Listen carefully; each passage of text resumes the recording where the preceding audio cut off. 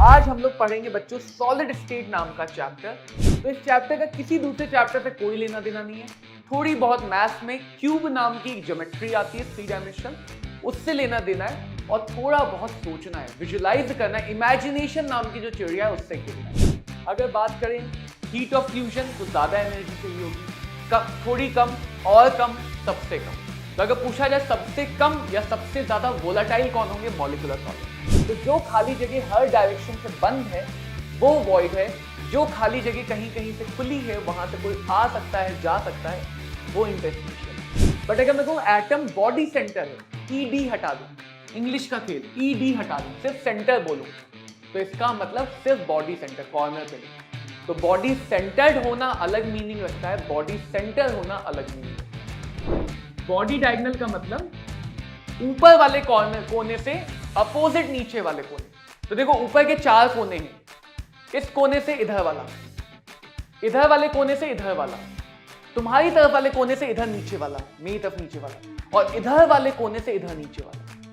तो क्यूब में बच्चों हमारे पास 4 बॉडी डायगोनल। पीसीसी में एक कॉर्नर बगल वाले कॉर्नर को टच करेगी, नियरेस्ट नेबर। बीसीसी में कॉर्नर कॉर्नर के बीच में डिस्टेंस है। ये इंपॉर्टेंट काम है, इसको याद रखना कि कोऑर्डिनेशन नंबर वैलेंसी की तरह होता है और वो स्टोशियोमेट्री का रिवर्स होता है। पॉइंट डिफेक्ट का मतलब अगर एक लैटिस में गड़बड़ी है, सिर्फ और सिर्फ एक ही लैटिस में गड़बड़ी है, आसपास के सारे लैटिस बढ़िया चकाचक, तो वो पॉइंट डिफेक्ट। निकिल ऑक्साइड का फॉर्मूला है जिसमें मेटल डेफिशिएंसी आ रही है। +2 +3 वाला है, कितना +2 वाला है वो बताना। देखो पैरेलल और एंटी पैरेलल होने का मतलब ये नेट मैग्नेटिक इफेक्ट को कैंसिल कर देता है।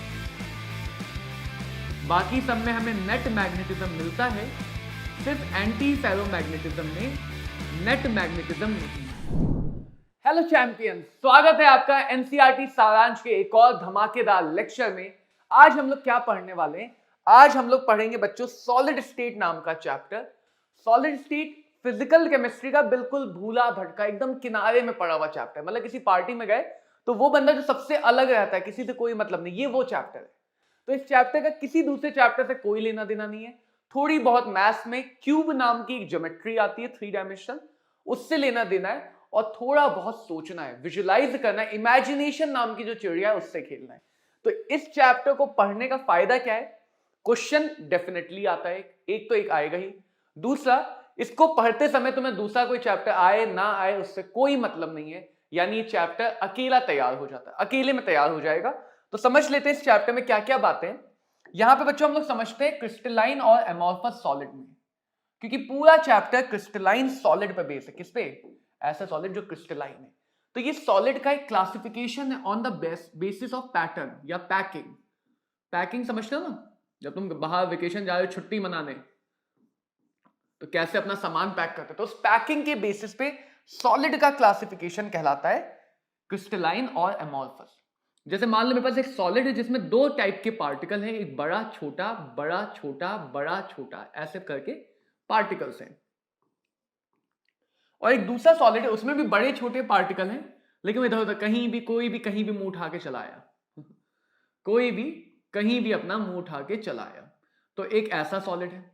तो वो सॉलिड जहां पे हमें एक लॉन्ग रेंज पैटर्न मिलता है, एक ऑर्डरनेस मिलती है,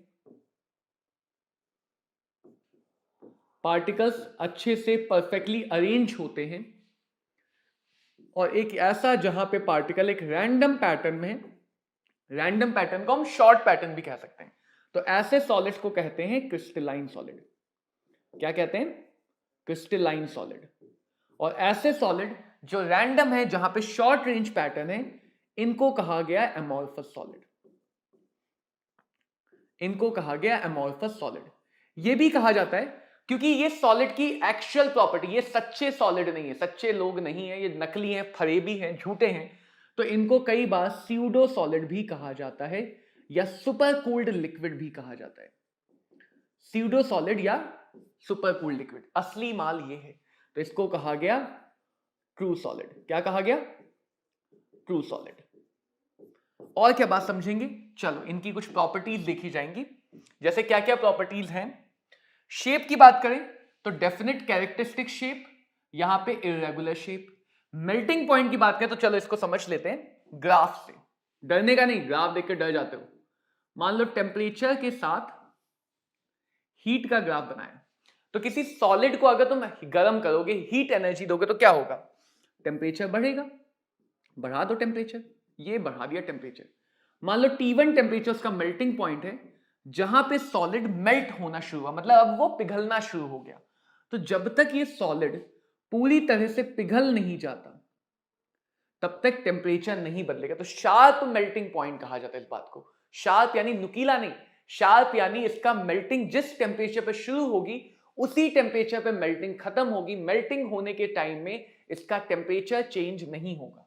इसके बाद मेल्टिंग हो गई, पिघल गया, बहने लगा।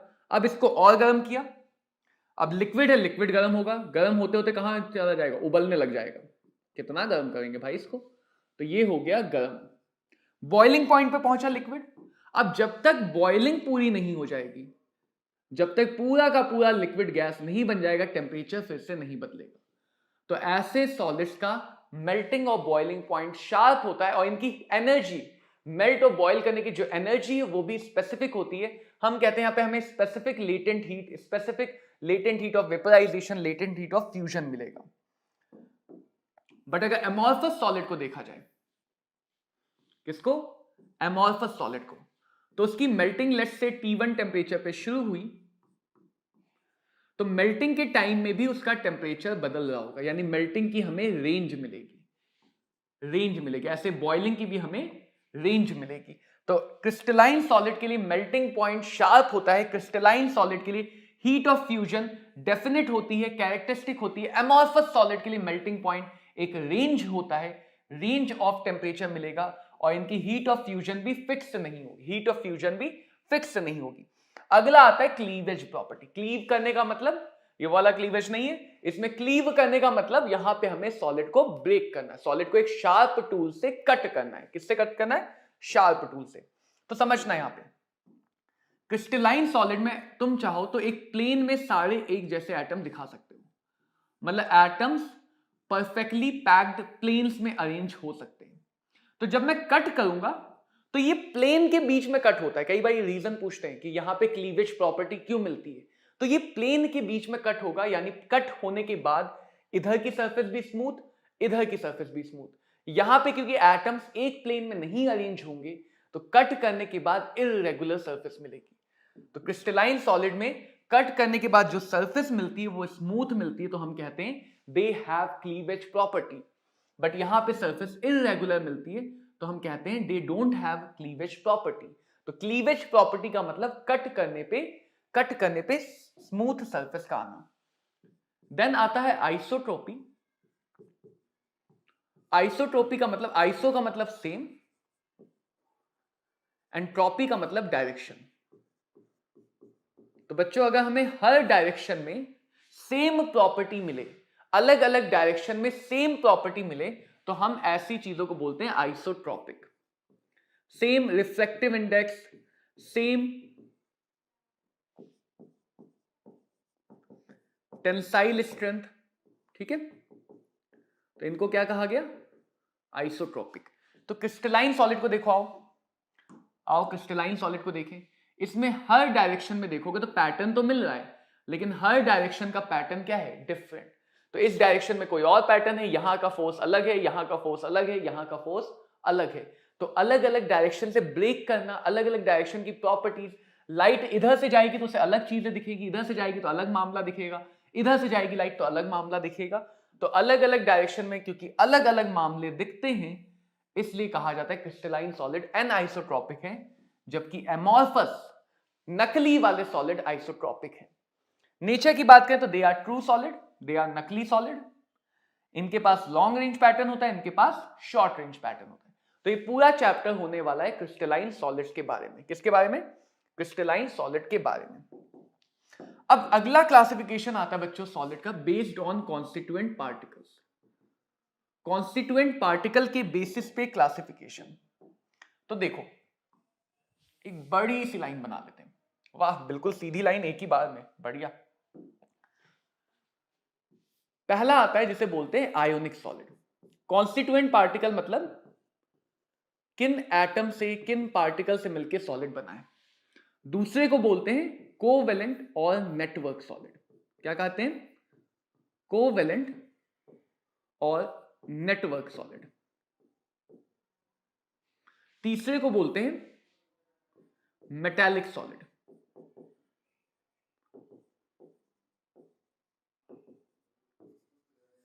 और चौथे को बोलते हैं मॉलिक्यूलर सॉलिड। Molecular solids. अब देखो, आयोनिक सॉलिड का मतलब जो किससे मिलके बने होंगे? आयंस, यानी जिसके कॉन्स्टिट्यूएंट पार्टिकल्स आयंस हैं, यानी कैटायन, एनायन, ये सब। तो कैटायन और एनायन से मिलके बनने वाले सॉलिड को कहा आयोनिक सॉलिड। तो ऑब्वियसली इनके बीच में कौन सा बॉन्ड काम करेगा? Ionic bond. जहां पे एटम आके जुड़ जाते हैं उनको कहा गया कोवेलेंट और नेटवर्क सॉलिड। जहां पे मेटल आके जुड़ते हैं, मेटल सॉलिड बनाते हैं, तो उनको कहा गया मेटालिक। और जहां पे मॉलिक्यूल बनाते हैं उनको कहा गया मॉलिक्यूलर। अब थोड़ा समझना, बच्चे मॉलिक्यूलर और कोवेलेंट में कभी कभी कंफ्यूज हो जाते हैं, मॉलिक्यूलर और कोवेलेंट, क्योंकि दोनों में सेम चीजें लगती हैं।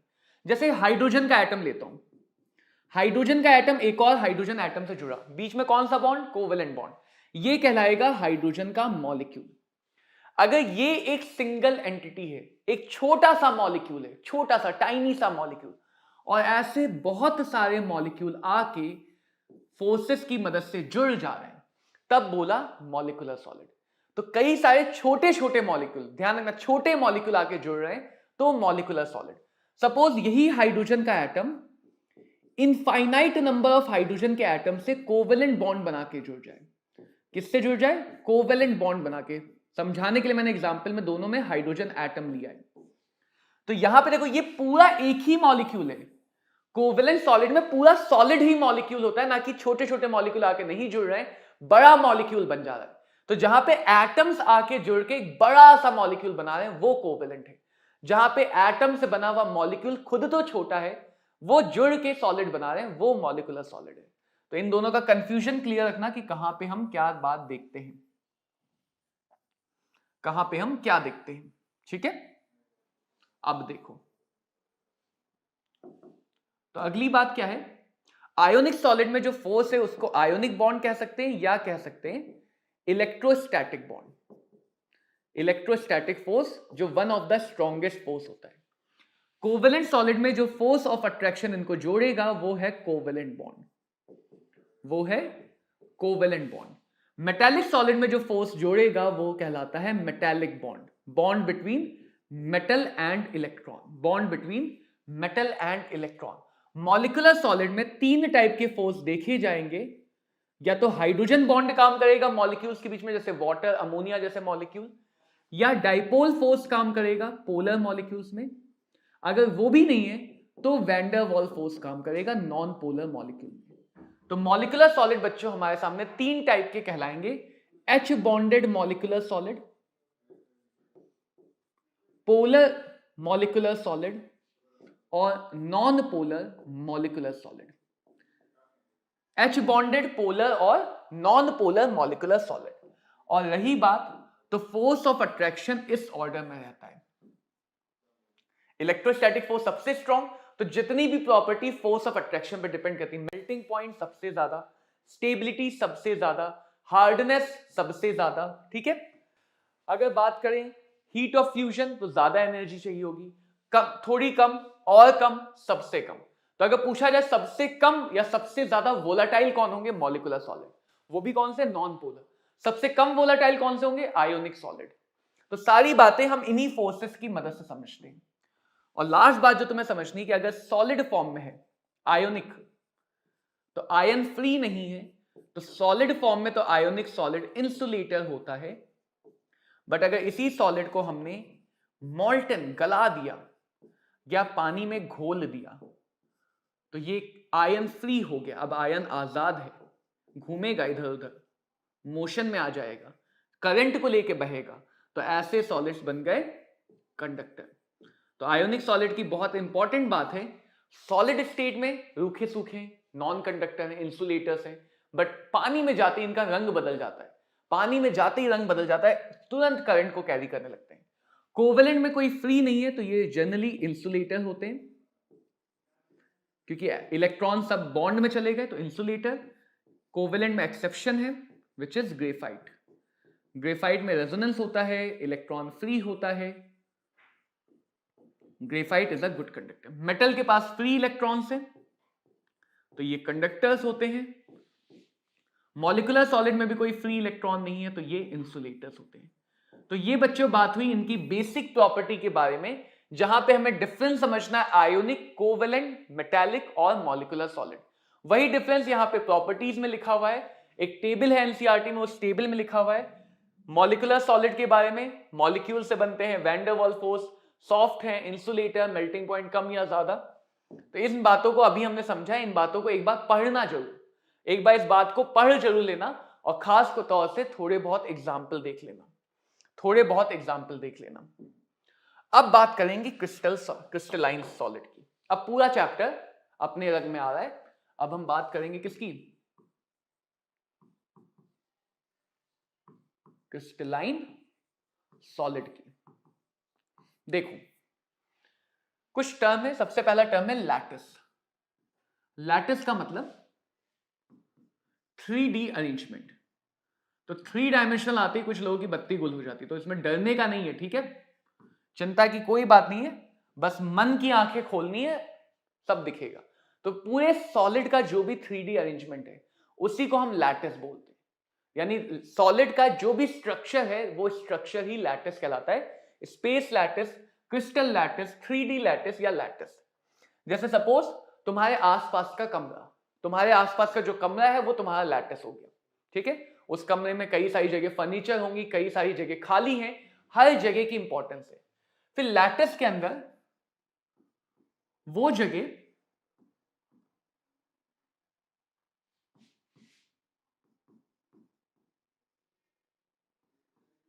जहां पे पार्टिकल का सेंटर है उस जगह को लैटिस पॉइंट कहा जाता है। तो लैटिस पॉइंट वो एक्चुअल पॉइंट है। जैसे मान लो क्यूब है, एक हमारे पास क्या है, क्यूब है, तो बच्चों लैटिस पॉइंट वो पॉइंट है जहां पे एटम एक्चुअली प्रेजेंट है। जैसे ये पूरा क्यूब बन गया लैटिस, ये पूरा 3D अरेंजमेंट क्या बन गया, लैटिस। अब सपोज एक एटम यहां पे है, ठीक है, दूसरा एटम यहां पे है, तीसरा एटम यहां पे है, चौथा एटम यहां पे, सेंटर है, सब कॉर्नर पे सेंटर है, पांचवा, छठा, सातवां और 8 होने चाहिए ना, हाँ 8वां। तो ये देखो कि क्यूब वाली एक अरेंजमेंट बना, एक अरेंजमेंट, ये लाइन एक्चुअल में नहीं होंगी। जब तुम इसे विजुलाइज करोगे, एक्चुअल में देखोगे तो ये लाइंस नहीं होंगी, सिर्फ एटम ही तो दिखेंगे। तो उन एटम को जोड़ के जैसा दिख रहा है वो लैटिस कहला रहा है। कहीं कहीं पे एटम है, कहीं कहीं पे खाली जगह भी है, वो सब लैटिस है। जैसे तुम्हारा कमरा है, उसमें खाली जगह, फर्नीचर सब मिला के लैटिस है। कमरे में जहां जहां पे चीजें प्रेजेंट है वो जगह कहलाते हैं लैटिस पॉइंट, वो जगह कहलाते हैं लैटिस पॉइंट। यूनिट सेल का मतलब, क्योंकि सिमेट्रिक है तो एक स्मॉलेस्ट बिल्डिंग ब्लॉक जिसको जब हम अलग अलग डायरेक्शन में रिपीट करेंगे तो हमें पूरा लैटिस मिल जाएगा। जैसे एक कमरा है, उसका कॉपी पेस्ट करके बगल में दूसरा कमरा, कॉपी पेस्ट करके बगल में तीसरा कमरा, कॉपी पेस्ट करके बगल में चौथा कमरा। तो ऐसे करते हुए एक कमरे के अरेंजमेंट में हम पूरा का पूरा स्ट्रक्चर बना सकते हैं। तो जो पूरा स्ट्रक्चर बना वो लैटिस, और जिस इस छोटे से चीज से बना वो यूनिट सेल। तो किसी भी क्रिस्टल को समझने के लिए हम उसकी यूनिट सेल को समझते हैं। हम एक सिंगल छोटे से पार्ट को समझते हैं। पूरे सॉलिड की प्रॉपर्टी वैसी होती है क्योंकि उसी पार्ट से वो सॉलिड बना हुआ है, उसी पार्ट से वो सॉलिड बना हुआ है। सेल पैरामीटर्स, सेल को डिफाइन करने के लिए कुछ पैरामीटर्स हैं। जैसे 3 डायरेक्शन है तो उन 3 डायरेक्शन में कुछ डिस्टेंसेस होंगी, उन 3 डायरेक्शन में कुछ डिस्टेंसेस होंगी। तो उन डिस्टेंसेस को नाम दिया ए, बी और सी। यानी जो हम 3 डायरेक्शन, सपोज एक्स, वाई और जेड है, तो वहां के डिस्टेंस को बोलेंगे ए, बी और सी।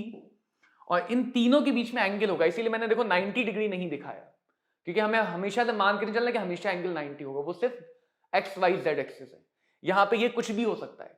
तो इनके बीच का एंगल, सी के अपोजिट का एंगल गामा, जिसके अपोजिट है उसका एंगल, ए के अपोजिट यानी बी और सी के बीच का एंगल अल्फा, बी के अपोजिट यानी ए और सी के बीच का एंगल बीटा। तो हम टोटल 6 पैरामीटर समझते हैं, 3 पैरामीटर डिस्टेंसेस हैं और 3 पैरामीटर उनके बीच के एंगल है। एंगल हमेशा अपोजिट के अकॉर्डिंग नाम दिए जाते हैं, ए के अपोजिट अल्फा, बी के अपोजिट बीटा, सी के अपोजिट का एंगल गामा। और अगली बात आती है वॉइड्स और इंटरस्टिशियल स्पेसेस। तो जो भी खाली जगह है, जो भी हमारे पास वेकेंट स्पेस है, उन वेकेंट स्पेस को इंटरस्टिशियल या वॉइड कहा जाता है। अगर वो खाली जगह ओपन है तो इंटरस्टिशियल, क्लोज है तो वॉइड। देखो सिंपल सा एग्जांपल, मैंने अपने हाथ से ही मुट्ठी बनाई, ठीक है, बीच में खाली जगह है लेकिन ये ओपन है, यहां पे कुछ रखो तो वो गिर सकता है, तो ये ओपन खाली जगह इंटरस्टिशियल स्पेस है। ये ओपन खाली जगह क्या है? Interstitial space. अब मैं इसको बंद कर दूं हर तरफ से, जगह अभी भी खाली है, तुम्हें दिखेगी भी नहीं, जगह अभी भी खाली जो तुम्हें नहीं दिखेगी, लेकिन अब उस खाली जगह को क्लोज कर दिया, तो जो खाली जगह तीनों डायरेक्शन से क्लोज हो वो वॉइड कहलाते हैं। जब हम पढ़ेंगे तो समझोगे कि वॉइड अलग चीज है, इंटरस्टिशियल अलग चीज है। तो जो खाली जगह हर डायरेक्शन से बंद है वो वॉइड है, जो खाली जगह कहीं कहीं से खुली है, वहां से कोई आ सकता है, जा सकता है, वो इंटरस्टिशियल है। कोई चीज अगर वॉइड के अंदर है तो वो मूव नहीं कर सकती है, बट वही चीज अगर इंटरस्टिशियल में चली गई तो मूव कर सकती है। तो फ्रैंकल शॉर्टकट इफेक्ट में बात समझने में हेल्प करेगी कि जब कैटायन इंटरस्टिशियल स्पेस में जाता है तो वो फ्री हो जाता है, कंडक्शन ले आएगा। तो कोई भी चीज अगर वॉइड के अंदर है तो वो हर डायरेक्शन से बंद है, इंटरस्टिशियल के अंदर है तो कहीं ना कहीं से खुली होगी, तो वो बह सकती है, मूव कर सकती है। तो ये बात हुई बच्चों सॉलिड के बारे में, सॉलिड के बारे में। अब हमारे सामने आती है टाइप ऑफ पैकिंग। हमारे पास 4 टाइप की पैकिंग होती है। किसी भी ज्योमेट्री को बनाने के लिए कॉर्नर तो चाहिए ही चाहिए। तो अगर एटम हमारे पास सिर्फ और सिर्फ कॉर्नर पे है तो ये होती है प्रिमिटिव और सिंपल पैकिंग, सबसे सिंपलेस्ट पैकिंग। बॉडी सेंटर्ड का मतलब एटम कॉर्नर पे होंगे, सारे के सारे कॉर्नर पे, और साथ ही साथ बॉडी के सेंटर पे होंगे। साथ ही साथ कहां होंगे? बॉडी के सेंटर पे। फेस सेंटर्ड का मतलब कॉर्नर पे होंगे और सारे फेस के सेंटर पे होंगे। और एंड सेंटर्ड का मतलब कॉर्नर पे, देखो कॉर्नर पे एटम हमेशा है, कॉर्नर पे होंगे और दो अपोजिट फेस सेंटर पे होंगे। तो यहां से एक बात समझना, पैकिंग का मतलब है हम सामान कैसे रखें। जैसे एक सूटकेस है तो उसके अंदर कपड़े कैसे भरोगे? रोल करके भर सकते हो, उनको फोल्ड करके भर सकते हो, ऐसे फेंक के भर देते हो जैसे तुम लोग भरते हो। तो इनफाइनाइट तरीके, उनमें से हम 4 तरीके पढ़ रहे हैं। अपने आसपास के रूम को इमेजिन करो, जितने कॉर्नर दिख रहे हैं रूम के, 2 इधर 2 नीचे, 2 इधर ऊपर 2 इधर नीचे, 8 कॉर्नर। अगर सिर्फ कॉर्नर पे एटम है तो प्रिमिटिव या सिंपल पैकिंग। कॉर्नर के साथ एटम के सेंटर में, सेंटर पे भी एटम डाल दिया, body centred. 1 2 3 4 5 6, left right top front. अब ये मत करना सर हम तो ट्राइंगल शेप के रूम में रहते हैं, हमारा रूम तो गोल है, ये सब बातें मत करना फालतू की। Left right top back, top bottom front back, 6 centre. Left right front back top bottom, 6 face centre पे अगर एटम है, फेस सेंटर्ड। 6 में से कोई भी आमने सामने ले लो, सिर्फ आमने सामने है, या फिर या लेफ्ट राइट है या टॉप बॉटम पे है, 2 ही सेंटर पे हैं, 2 ही फेस सेंटर में, तो अपोजिट हो गया, तो एंड सेंटर्ड। तो ये 4 टाइप की पैकिंग होती है। अब देखो, अगर मैं कल को कहूं एक एटम बॉडी सेंटर्ड है, एक एटम बॉडी सेंटर्ड है मतलब कॉर्नर पे भी है और फेस सेंटर बॉडी सेंटर पे भी है। बट अगर मैं कहूं एटम बॉडी सेंटर है, ईडी हटा दो, इंग्लिश का खेल, ईडी हटा दो, सिर्फ सेंटर बोलो, तो इसका मतलब सिर्फ बॉडी सेंटर, कॉर्नर पे नहीं। तो बॉडी सेंटर्ड होना अलग मीनिंग रखता है, बॉडी सेंटर होना अलग मीनिंग रखता है, बॉडी सेंटर होना अलग मीनिंग लगता है। देखो क्लोज पैकिंग अप्रोक्सीमेशन क्या कहता है? क्लोज पैकिंग अप्रोक्सीमेशन कहता है कि हम मान लेते हैं क्योंकि एटम बहुत क्लोजेस्ट है, तो जो भी नियरेस्ट नेबर है, जो भी हमारे पास नियरेस्ट नेबर है, वो एक दूसरे को टच कर रहे हैं, वो जरा जरा टच कर रहे हैं।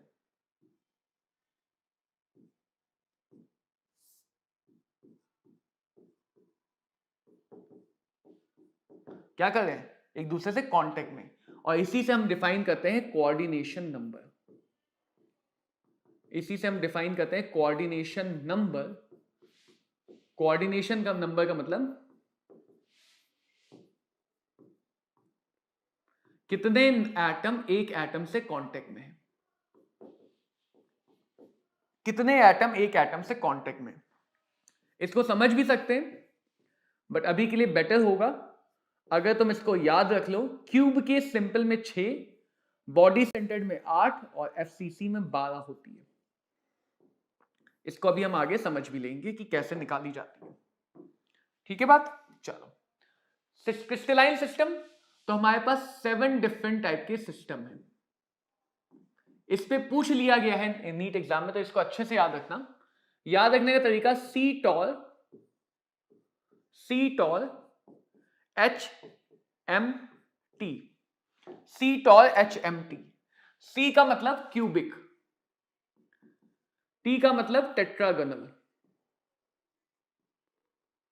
ओ का मतलब ऑर्थोरोम्बिक, ओ का मतलब ऑर्थोरोम्बिक, आर का मतलब रोम्बोहेड्रल, आर का मतलब रोम्बोहेड्रल, एच का मतलब हेक्सागोनल, रोम्बोहेड्रल को ही ट्राइगोनल भी कहते हैं, एम का मतलब मोनोक्लिनिक, और टी का मतलब ट्राइक्लिनिक। देखो किया क्या गया, अलग अलग सॉलिड्स को देखा तो ये पाया गया कि यही 7 बेसिक सिस्टम में सारे सॉलिड अरेंज होते हैं। मतलब बेसिक क्या किया, पहले 6 में अरेंज किया, उसके अलावा जितने बचे सबको 7वें में अरेंज कर दिया। पहले 6 में बांटा, फिर थक गए लोग, तो 7वां सबसे ज्यादा अनसिमेट्रिक है, सबसे ज्यादा अनसिमेट्रिक है। तो ये वो सॉलिड है जहां पे ना ही कोई लेंथ बराबर होगी, ना ही कोई एंगल बराबर होगा। तो अगर सब कुछ बराबर नहीं है, सब कुछ नॉट इक्वल टू है, तो उसको कहते हैं ट्राइक्लिनिक सॉलिड सिस्टम। क्यूब सबसे ज्यादा सिमेट्रिक है, जहां पे तीनों लेंथ बराबर होते, तो हम क्यूब की एज को ए से ही दिखा देंगे, और सारे एंगल भी क्या होते हैं 90 डिग्री। क्यूब अकेला ऐसा है जिसमें ये कंडीशन मिल जाएगी।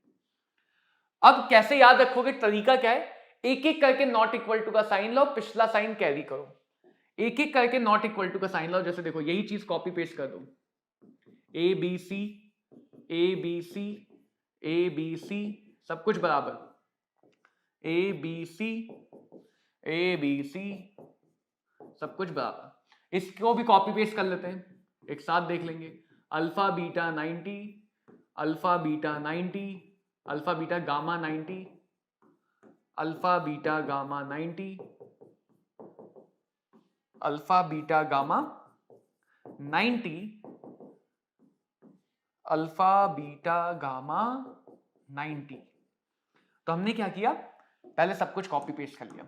अब देखो कितनी आसानी से याद रहेगा, ये याद रख पाओगे नहीं कर पाओगे, ये भी नहीं याद रख पाओ तो बेकार हो गए। फिर तो सी और HMT याद रख पाओगे, एक एक करके नॉट इक्वल टू, एक नॉट इक्वल टू का साइन, पिछला साइन कैरी फॉरवर्ड, अगला साइन बढ़ा दिया, सेम चीज रिपीट, नॉट इक्वल टू सब इक्वल, पिछला साइन कैरी फॉरवर्ड, अगला साइन बढ़ा दिया, हो गया, याद हो गया। ऐसे ही था, पहले 3 में एंगल 90 डिग्री, पहले 3 में कुछ मत छेड़छाड़, कोई छेड़छाड़ नहीं। इसके बाद पहले यहां पे नॉट इक्वल टू, इसमें और इसमें बस एक अंतर है कि यहां पे पिछला साइन कैरी फॉरवर्ड होता है, यहां पे पिछला साइन कैरी फॉरवर्ड नहीं होता है। Not equal to not equal to, याद हो गया, बस इतना ही काम है, इतना ही था। जो बड़ी सी टेबल देख के घबरा जाते हो ना, चकरा जाते हो, वो इतना सही काम है। अब अगर और अच्छे से लिखना चाहो तो जिसके आगे नॉट इक्वल टू का उसको उठा लो, जिसके आगे नॉट इक्वल टू उसको उठा लो, तो यहां पे क्या रिलेशन मिलेगा कि अल्फा और बीटा और 90 ये तो आपस में इक्वल है, लेकिन जो गामा है वो 90 के इक्वल नहीं है, क्योंकि यहां पे गामा 120 होता है। बट तुम्हें इतने से भी दिख जाएगा पैटर्न, बस ये ध्यान रखना जिसके आगे नॉट इक्वल टू का साइन है उसको उठा के अलग करना है। यहां बीटा को अलग करेंगे, तो अल्फा गामा 90 डिग्री है, लेकिन बीटा की वैल्यू 90 डिग्री नहीं है। तो एज वाले में पिछला साइन कैरी फॉरवर्ड होके नया साइन ऐड होता है, एंगल वाले में पहले 3 कॉपी पेस्ट, फिर एक एक साइन बस नॉट इक्वल टू का लगाते जाएंगे, एक एक साइन नॉट इक्वल टू का लगाते जाएंगे।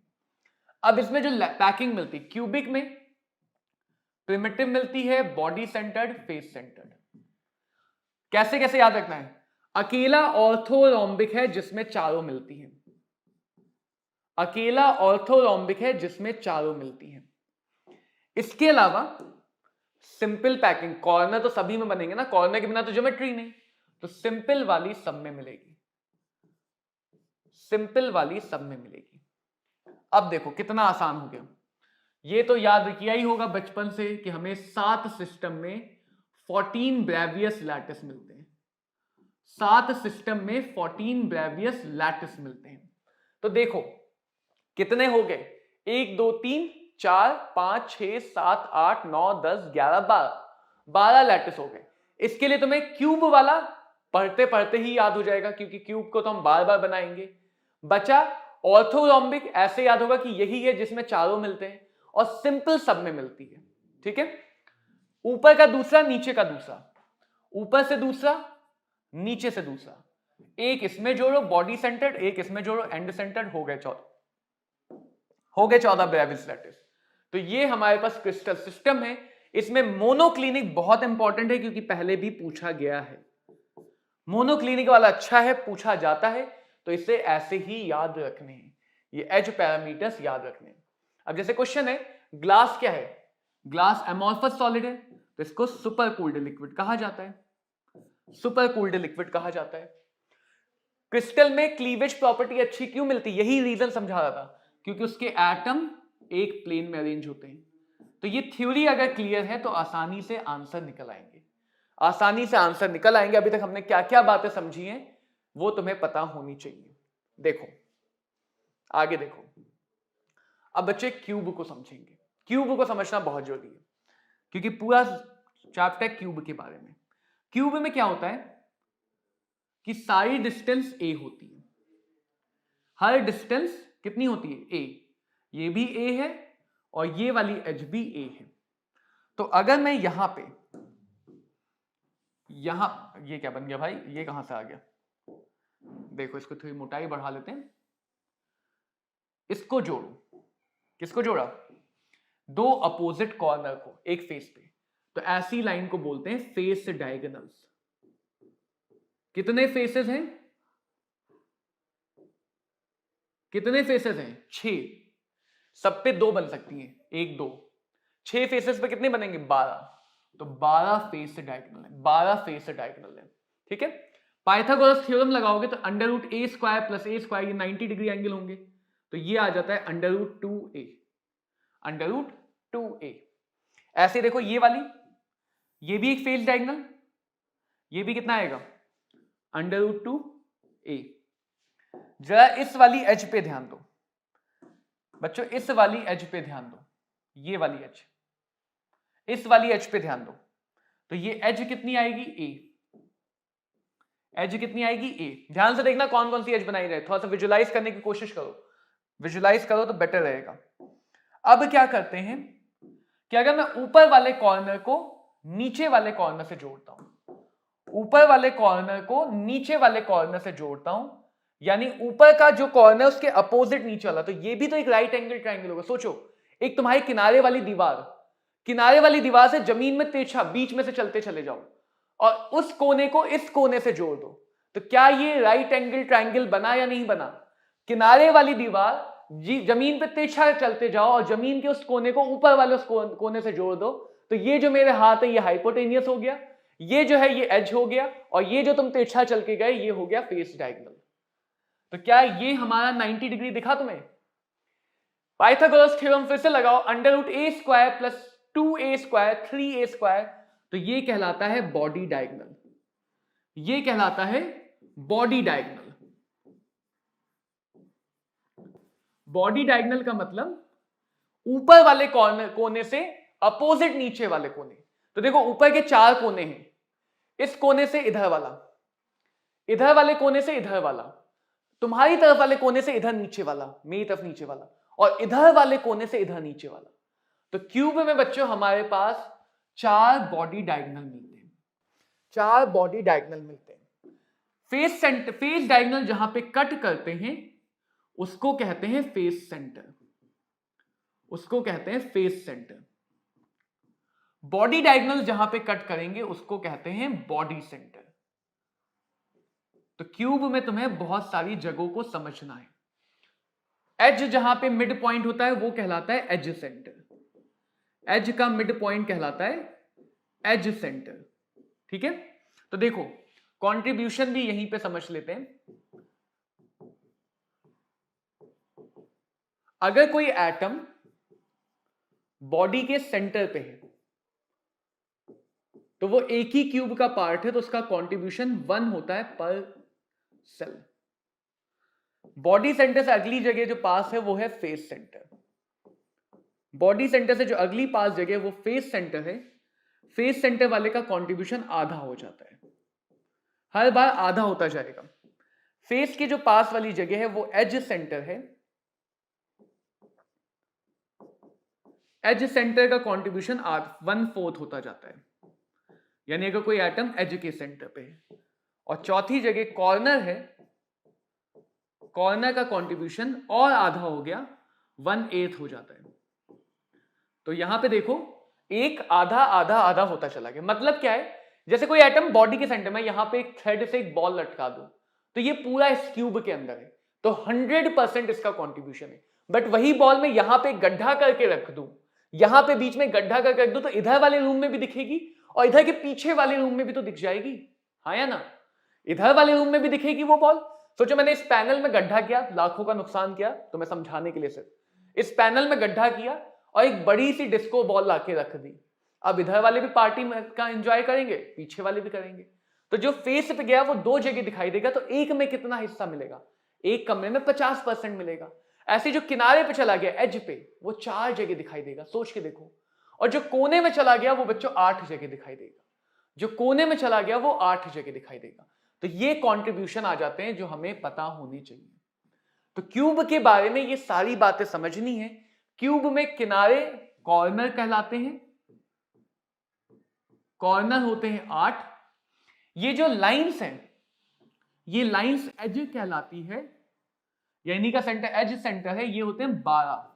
गिन लो, 4 ऊपर 4 नीचे 4 सीधे, 4 ऊपर छत बनाने के लिए, 4 नीचे जमीन बनाने के लिए और 4 पिलर बनाने के लिए। तो 12 एजेस होती हैं क्यूब में टोटल। ये सारे नंबर हमारे काम आएंगे। ये जो डिस्टेंस हमने निकाली ये भी काम आएंगी, देखना। अब बात करें effective number of atoms per unit cell. Effective number of atom per unit cell. तो primitive cubic close packing, atom कहां पे है, अब बस फटाफट रिजल्ट बनाते चलना है। एटम कहां पे है, कॉर्नर पे।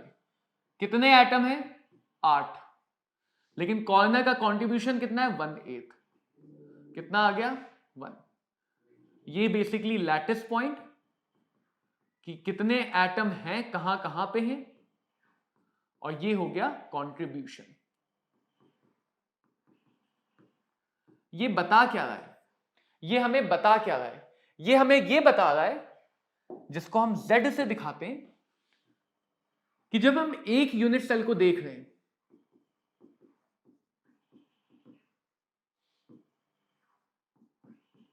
तो उसमें इफेक्टिवली कितने एटम हैं। जब हम एक यूनिट सेल को देख रहे हैं तो उसमें इफेक्टिवली कितने एटम हैं, ये बताता है हमें Z। क्योंकि देखो होगा क्या कि एटम पूरी तरह से नहीं, तो उसका छोटा छोटा टुकड़ा दिखेगा। जब तुम इस रूम के अंदर बैठ के देखोगे तो तुम्हें कोई भी एटम हो सकता है पूरा ना दिखे, उसका एक छोटा सा पोर्शन दिखे। उन सारी चीजों को जोड़ के इफेक्टिवली जितने एटम दिखते हैं वो कहलाता है Z। जैसे पीसीसी की यूनिट सेल में हमें इफेक्टिवली सिर्फ एक एटम, इन सारे टुकड़ों को अगर तुम अंदर से देखोगे और उनको जोड़ दोगे तो कुल मिला के तुम्हें एक एटम दिखाई देगा। फिर बीसीसी का आता है। बीसीसी में क्या है,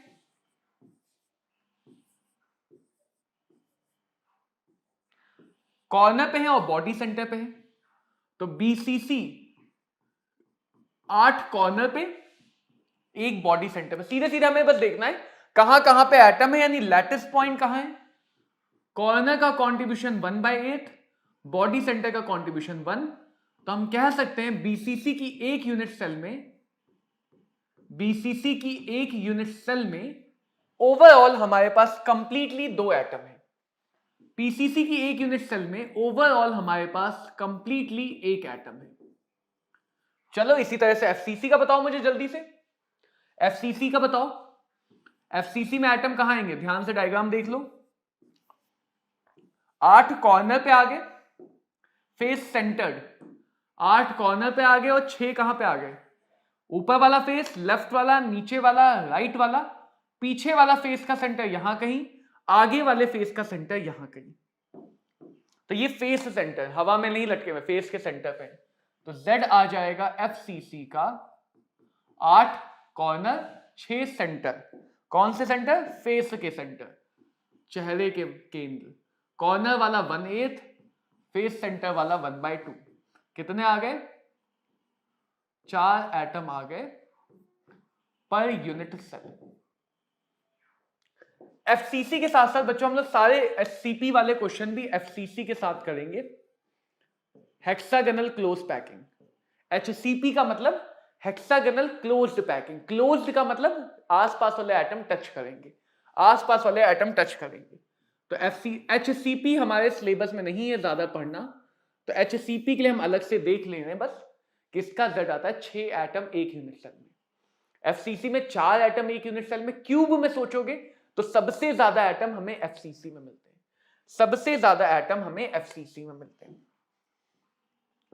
कॉर्नर वाले में 2 अगल बगल वाले कॉर्नर नियरेस्ट नेबर हैं, क्योंकि देखो इनके बीच की डिस्टेंस कितनी है, a। इनके बीच की डिस्टेंस यानी फेस का डायगोनल √2a कितनी होती है, 1.4a। तो सबसे पास कौन से, एक कॉर्नर दूसरे कॉर्नर से। तो सारे अगल बगल वाले कॉर्नर एक दूसरे को टच करते हैं, सारे अगल बगल वाले कॉर्नर एक दूसरे को टच करते हैं। बीसीसी के लिए अगर मैं बात करूं तो ये डिस्टेंस देखो है a, ये डिस्टेंस होगी √3a/2, ये आ जाएगा 1.7 का आधा, लगभग 0.8a। तो ये दूर हो गया, ये पास हो गया, ये टच नहीं करेंगे। कॉर्नर वाला बॉडी सेंटर को टच करता है। तो तुम्हें यह समझना है कि कहां पे कौन सा एटम किसको टच करता है। यहां पे कॉर्नर वाला एटम बॉडी के सेंटर को टच करता है। एफसीसी को देखो तो ये डिस्टेंस है a, ये डिस्टेंस हो जाएगा √2a/2, √2 है 1.4, लगभग 0.7a। तो इस बार देख सकते हो ये नियरेस्ट है। तो क्या रिलेशन मिला हमें कि पीसीसी में एक कॉर्नर बगल वाले कॉर्नर को टच करेगा, नियरेस्ट नेबर। बीसीसी में कॉर्नर कॉर्नर के बीच में डिस्टेंस आएगी। जैसे देखो अगर मैं पीसीसी की एक एज को अलग से दिखा दूं तुम्हें, पीसीसी की एक एज को अलग से दिखाने की गलती कर दूं तो कुछ ऐसा सिनेरियो है। एक एटम का सेंटर यहां कहीं, ठीक है, दूसरे एटम का सेंटर यहां कहीं। ये डिस्टेंस कितनी है a, और ये दोनों एटम एक दूसरे को टच कर रहे हैं। लेकिन जब बीसीसी को तुम देखोगे तो यहां पे बीच में स्पेस रहेगा। बीसीसी में ये नियरेस्ट नेबर नहीं है, तो यहां पे अगर मैं एज देखूंगा तो ऐसी दिखेगी, बीच में थोड़ी जगह खाली होगी। एफसीसी में भी कॉर्नर वाले नियरेस्ट नहीं है, बीच में जगह खाली रहेगी। तो बीसीसी और एफसीसी में कॉर्नर टच नहीं करता, जबकि कॉर्नर और बगल वाला फेस सेंटर, कॉर्नर और बगल वाला बॉडी सेंटर ये टच करते हैं। तो हमेशा क्लोज्ड पैकिंग में हम ये मानते हैं कि जो नियरेस्ट नेबर हैं वो एक दूसरे को टच करते हैं, जो नियरेस्ट नेबर हैं वो एक दूसरे को टच करते हैं। और यहीं से आता है हमारा रेडियस रिलेशन। देखो ये एज लेंथ है, अगर एक की रेडियस r है तो दूसरे की भी रेडियस कितनी होगी, r। तो अगर तुमने डायग्राम समझ लिया, विजुलाइज कर लिया, इमेजिन कर लिया, ये भी याद रहेगा, कभी भूलोगे नहीं, ये भी याद रहेगा, कभी नहीं भूलोगे।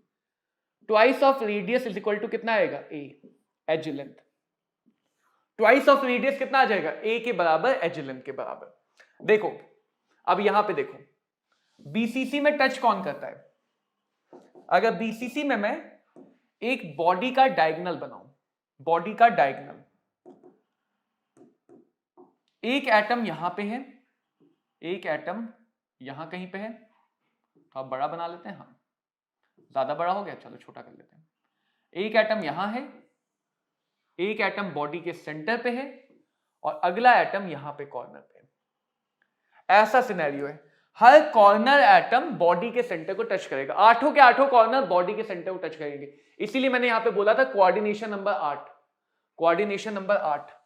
तो देखो ये डिस्टेंस कितनी हो गई, √3a, और अगर रेडियस की टर्म में देखो तो r, ये कितना होगा डायामीटर 2r, अगर सारे एक ही एटम है, ये कितना होगा r। तो बीसीसी के लिए रिलेशन क्या मिलेगा, 4 times of radius is equal to √3a, 4 times of radius is equal to √3a। ये मिल गया हमें बीसीसी के लिए बॉडी डायगोनल की लेंथ, बॉडी डायगोनल के ऊपर। तो ये कहलाता है radius relation, radius relation. FCC में देखो, एफसीसी में अगर बच्चों में एक फेस का डायगोनल बना लूं, इधर ही बना लेता हूं, ये हो गया फेस का डायगोनल, एक कॉर्नर एटम यहां पे है, ज्यादा बड़ा होगा तो छोटा कर लेते हैं, एक कॉर्नर एटम यहां पे है, दूसरा कॉर्नर एटम इसको टच करता हुआ यहां पे, अरे टच नहीं किया, चलो कोई बात नहीं, करा देते हैं, हाँ, और अगला कॉर्नर एटम इसको टच करता हुआ यहां पे। ये सिनेरियो है, ये हमारे पास सिनेरियो है। ये पूरी डिस्टेंस कितनी होगी, ये पूरी डिस्टेंस कितनी होगी, √2a, फेस का डायगोनल, ये रेडियस, ये 4 times of radius, sorry 2 times of radius, और ये रेडियस। तो यहां पे रिलेशन आ जाएगा 4 times of radius is equal to √2a।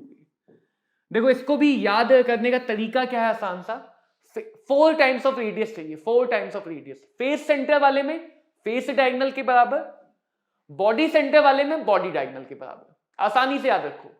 4 times of radius face centred packing में फेस डायगोनल के बराबर है, बॉडी सेंटर्ड पैकिंग में बॉडी डायगोनल के बराबर है। चलो फटाफट देख लेते हैं एक छोटा सा क्वेश्चन। एफसीसी की यूनिट सेल में, एक सेल में कितने एटम होते हैं, 4, 1 2 4, पीसीसी में 1, बीसीसी में 2, एफसीसी में 4, तो कितने एटम होते हैं, 4। Number of atom contained in the FCC unit cell of monoatomic, 4 atom आ जाएंगे। ऐसे क्वेश्चन मिलते हैं, compound form by element X and Y crystallizes in a cubic structure, X atom कहां पे है वो देखो। ऐसे क्वेश्चन में अगर तुम डायग्राम बनाते हो तो तुम्हें हेल्प मिल जाती है। एक क्यूब बना लिया, ये इफेक्टिव नंबर बेस्ड क्वेश्चन होते हैं। इस क्यूब में एक्स एटम कहां कहां पे, क्वेश्चन बोल रहा है एक्स एटम है कॉर्नर पे, एक्स एटम है कॉर्नर पे, x x x x x x x x, x atom कहां कहां पे है, कॉर्नर पे, तो कॉर्नर पे 8 है। ऐसे क्वेश्चन में इफेक्टिव एटम ही निकालने, मान लो कहते एक एक्स हट गया, 2 एक्स हट गए, तो 6 कर दो, 5 कर दो, कॉन्ट्रीब्यूशन 1/8, तो एक्स का एक एटम आ गया इफेक्टिवली। वाई कहां पे, सारे फेस सेंटर पे है, गिन लो कहां कहां पे कौन सा एटम है, उसका कॉन्ट्रीब्यूशन ले लो। तो ओवरऑल बच्चों हमें एक एक्स मिला, 3 वाई मिले, तो फॉर्मूला बन गया XY3, formula of the solid is XY3। तो ऐसे question effective number of atom पे किए जाते हैं, इफेक्टिव नंबर ऑफ एटम पे किए जाते हैं। एक सिंपल सा क्वेश्चन दिखा रहा हूं, A is the length of the side of the cube, the distance between the body centered atom and one corner atom। Simple सा क्वेश्चन आया हुआ है, डायग्राम को सोचो, कॉर्नर और बॉडी के सेंटर के बीच की डिस्टेंस, तो पूरे क्यूब की बॉडी डायगोनल कितनी है भाई, √3a, कॉर्नर और बॉडी सेंटर के सेंटर कितनी दूर होंगे, उसका आधा, √3a/2, कितना दूर होंगे, √3a/2, कितना दूर होंगे, √3a/2। ऐसा क्वेश्चन देखो, एक मेटल है जो फेस सेंटर्ड लैटिस में क्रिस्टलाइज कर रहा है, एज लेंथ 408 है, diameter of the metal, radius relation face centred 4 time radius face diagonal के बराबर, क्या दिया है, ए दिया है, पूछा क्या गया है, 2r पूछा गया है, डायामीटर यही होती है डबल ऑफ रेडियस, तो 2r कितना हो जाएगा, √2a/2, √2 है 1.4, a है 408, 2 है 2, तो 204 से देखो 1.4 थोड़ा बड़ा आएगा, 204 से बड़ा आंसर कौन सा है, ये नहीं होगा, ये नहीं होगा, ये नहीं होगा, तो ये होगा। तो रेडियस रिलेशन पे हमें ऐसे क्वेश्चन दिखते हैं, रेडियस रिलेशन पे ऐसे क्वेश्चन दिखते हैं। अब आता है बच्चों पैकिंग एफिशिएंसी। पैकिंग एफिशिएंसी का मतलब क्या है, कि हमने जितना भी स्पेस था परसेंट और फ्रैक्शन में उसको कितना ऑक्यूपाई किया। एक क्यूब में जब एटम भरा, जैसे मान लो तुम सूटकेस लेके जा रहे हो, तो कुछ लोग होते हैं बड़े से सूटकेस में 2 सामान निकलता है उनका बाहर, बड़ा सा सूटकेस और 2 कपड़े बाहर निकले, बाकी जगह खाली, ऐसे ठूस के भरा था। और कुछ होते हैं एक सूट से सामान निकालते ही जा रहे, निकालते रहे, लगता है उसमें एक ब्लैक होल बना हुआ है, पता नहीं कितना सामान निकाल देते हैं। तो वो बात पैकिंग एफिशिएंसी की, कि जो जगह थी उसको कितना अच्छे से पैक किया। तो पैकिंग एफिशिएंसी कैसे निकाली जाती है?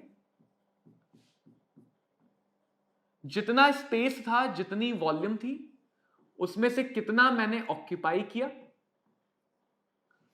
डिवाइडेड बाय टोटल मेरे पास स्पेस कितना था, इसको बोलते हैं packing fraction, multiply by 100। Fraction को 100 से मल्टीप्लाई किया तो परसेंटेज आ जाएगा। तो एक जनरल फॉर्मूला बनता हुआ दिखता है, अगर एक एटम की रेडियस r है तो एक एटम 4/3 पाई r क्यूब जगह लेगा, लेगा नहीं लेगा? एटम कितने होते हैं हमारे पास? z इफेक्टिव एटम, और टोटल पूरा क्यूब था, क्यूब की volume a cube multiply by 100। तो जब भी पैकिंग एफिशिएंसी निकालनी, इसी के लिए हमने रेडियस रिलेशन निकाला था, जब भी हमें पैकिंग एफिशिएंसी निकालनी है तो यहां पे हमें r और a को कट करने के लिए रिलेशन चाहिए। पीसीसी की बात हो रही है, अगर मैं इधर लिखूं पीसीसी की पैकिंग एफिशिएंसी, फॉर्मूला समझ में आ गया तो सीधे पीसीसी का z कितना है 1, 4/3 पाई, r की जगह देखो मैं क्या लिख सकता हूं, पीसीसी के लिए 2r होता है a, तो r की जगह लिखा जा सकता है a/2, तो 4/3 पाई r क्यूब, r की जगह लिख दिया 1/2 का cube divided by a cube multiply by 100। तो ये आ जाएगा π/6 इंटू 100, जो सॉल्व करके आएगा 52.4%। डायरेक्टली याद होता है बच्चों को, ये नहीं याद किया अभी तक तो अब कर लो, समय बच जाएगा कैलकुलेशन का। तो पीसीसी की लगभग, जब हम भरते हैं पीसीसी में, आधी जगह भरी हुई है और लगभग आधी जगह 50% भरा है और लगभग 50% ही खाली बा। बीसीसी की बात करूं तो बीसीसी के लिए 4r होता है बॉडी डायगोनल के बराबर, तो पैकिंग एफिशिएंसी आ जाएगी, z कितना होता है बीसीसी का 2, तो बस जो पीछे हमने रिलेशन निकाले उनको यूज करना है। 4/3 पाई, r की जगह कितना लिख सकता हूं, √3a/4 का cube divided by a cube multiply by 100। a का क्यूब कट जाएगा, बाकी कुछ सॉल्व करके आ जाएगा 68%। तो लगभग 1/3 भरा हुआ है और 2/3 भरा हुआ है और लगभग 1/3 खाली है, लगभग 67% यानी 2/3% लगभग भरा हुआ है और 1/3 पोर्शन लगभग खाली है बीसीसी में। एफसीसी की बात करें, एटम है 4, 4/3 पाई, रेडियस रिलेशन क्या है, 4r is equal to √2a, तो r कितना आ जाएगा, √2a/4, तो यहां पे लिख देते हैं √2a/4 का cube divided by a cube multiply by 100। तो ये हमें सब कुछ सॉल्व करके दे देगा 74%। मैंने बोला है कि हम एफसीसी के साथ साथ हमेशा एचसीपी को पढ़ेंगे, उसकी भी पैकिंग एफिशिएंसी 74%। तीनों क्यूब की बात करूं तो सबसे अच्छे से किसको भरा गया, एफसीसी। इसीलिए एफसीसी फेस सेंटर्ड का एक और नाम होता है क्यूबिक क्लोज्ड पैकिंग, वो क्यूब जहां पे एफिशिएंसी सबसे ज्यादा है। एफसीसी को ही कई बार सीसीपी भी कहा जाता है। Face centred cubic close packing है सिंपली क्यूबिक क्लोज पैकिंग, क्योंकि ये वो क्यूब है जिसकी पैकिंग सबसे ज्यादा क्लोज, सबसे ज्यादा एफिशिएंट पैकिंग है, सबसे ज्यादा एफिशिएंट पैकिंग है।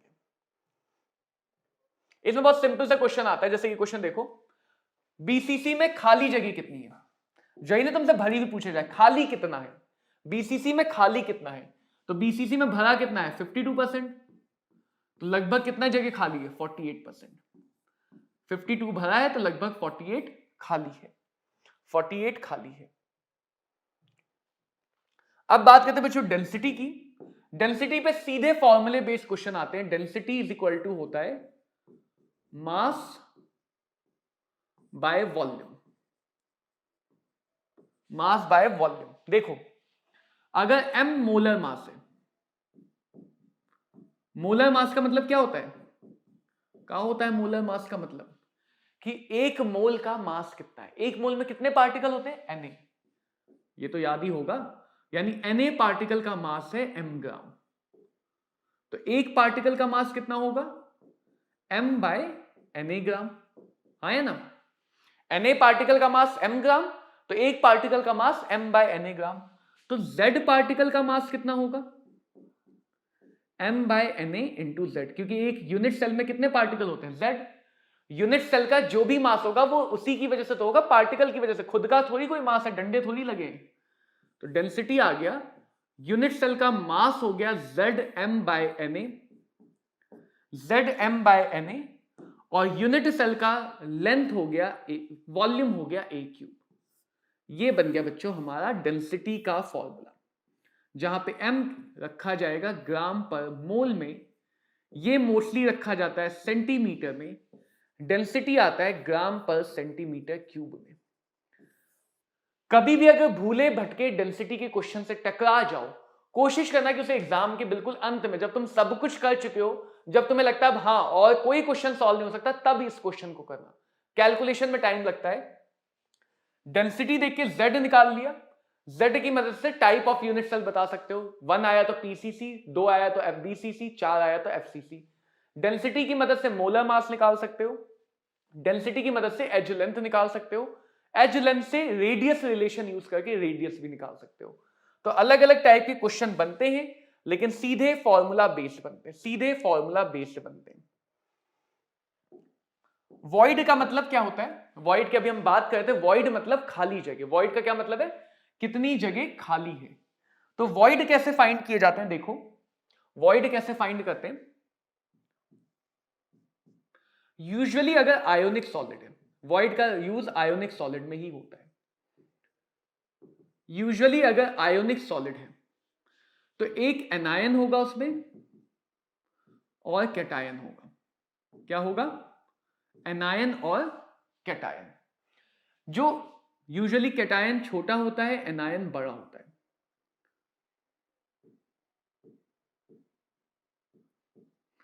जो बड़ा है हम ये मानते हैं कि वो बना देगा यूनिट सेल, मतलब पहले बड़ा वाला आएगा, वो मिलके एक यूनिट सेल बनाएगा, उसमें कुछ जगह भरी कुछ जगह खाली है।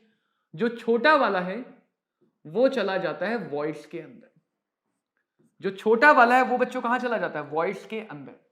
तो रेडियस रेशियो का कॉन्सेप्ट ये है कि इनकी रेडियस का जो रेशियो है वो डिसाइड करता है कि कौन सा वॉइड होगा।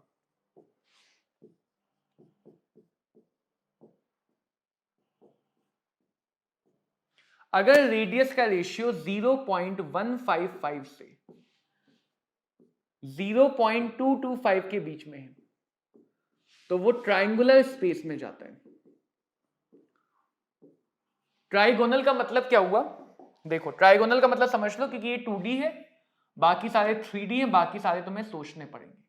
अगर 3 एटम एक ट्राइंगल के शेप में एक दूसरे को टच कर रहे हैं, ट्राइंगल के शेप में एक दूसरे को टच कर रहे हैं, देखो शेप ट्राइंगुलर नहीं है, ये ट्राइंगल बना रहे हैं इनके सेंटर। तो जो ये जगह खाली दिख रही है तुम्हें, ये खाली जगह, ये वाली जो खाली जगह दिख रही है बीच में, इस खाली जगह को कहा गया trigonal space. Trigonal space, trigonal space. और तो यहां पे हम स्पेस की कोऑर्डिनेशन नंबर बताते हैं। अगर कोई एटम यहां पे भर दूं मैं ट्राइगोनल स्पेस में, तो कितने एटम को टच करेगा, 3, तो उसकी कोऑर्डिनेशन नंबर 3 हो जाती है। कोऑर्डिनेशन नंबर 3 हो जाती है।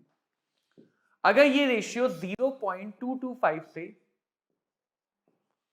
0.414 के बीच में है, एक की अपर लिमिट दूसरे की लोअर लिमिट, 0.414 से 0.732 के बीच में है, या फिर 0.732 से, ये हम रेडियस रेशियो कैलकुलेट भी कर सकते हैं, बट उतना तुम्हारे लिए काम का नहीं है, इसलिए मैं कैलकुलेशन नहीं सिखा रहा हूं।